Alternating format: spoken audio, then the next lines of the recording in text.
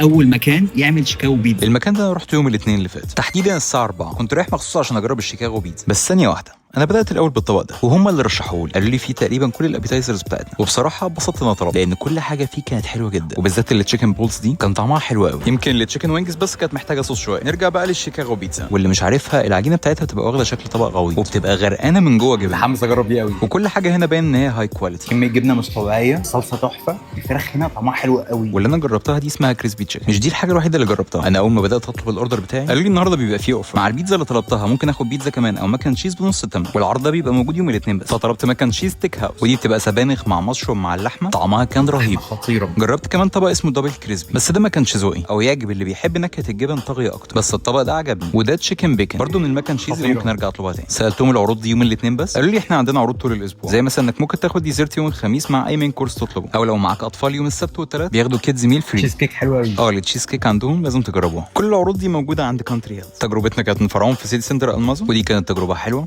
حبيت اقول لكم عليها.